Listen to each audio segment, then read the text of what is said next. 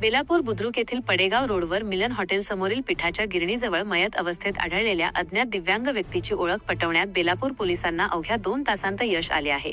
पोलिसांच्या या अत्यंत वेगवान आणि कौतुकास्पद कामगिरीमुळे मृतदेहाची ओळख पटली असून त्यांच्या नातेवाईकांचा शोध लागला आहे. नेमकी ओळख काय? मयत व्यक्तीचे नाव मनोहर शांतवन कदम, वय 55 वर्षे, राहणार घरकुल, वॉर्ड नंबर 3 असे असल्याचे निष्पन्न झाले आहे. ते दिव्यांग होते.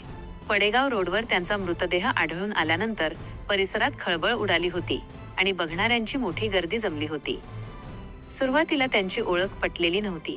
त्यांच्या खिशात केवळ 200 रुपये आणि एक तंबाखूची पुडी आढळून आली होती. बेलापूर पोलिसांचे मोठे कार्य. 2 तासांत शोधला मुलगा. घटनास्थळी दाखल झालेले बेलापूर पोलीस स्टेशनचे संपत बडे, भारत तमन, नंदू लोखंडे दादा, माने दादा, होमगार्ड महेश थोरात आणि त्यांच्या सहकाऱ्यांनी केवळ मृतदेह ताब्यात घेतला नाही, तर तात्काळ तपासाची चक्रे फिरवली. पोलिसांनी आजूबाजूच्या परिसरात आणि वॉर्डांमध्ये कसून चौकशी केली. आपल्या गुप्त माहितीदारांच्या आणि कौशल्याच्या जोरावर पोलिसांनी अवघ्या 2 तासांत मयत मनोहर कदम यांच्या मुलाचा शोध घेतला. मुलाला घेऊन पोलीस पोहोचले हॉस्पिटलमध्ये. मयत मनोहर कदम यांचा मुलगा कृष्णा मनोहर कदम याचा शोध लागताच बेलापूर पोलीस स्टेशनचे नंदू लोखंडे दादा आणि माने दादा यांनी तात्काळ त्याला सोबत घेतले आणि ते साखर कामगार हॉस्पिटल येथे पोहोचले. तिथे कृष्णा कदम याने आपल्या वडिलांचा मृतदेह ओळखून त्याला दुजोरा दिला.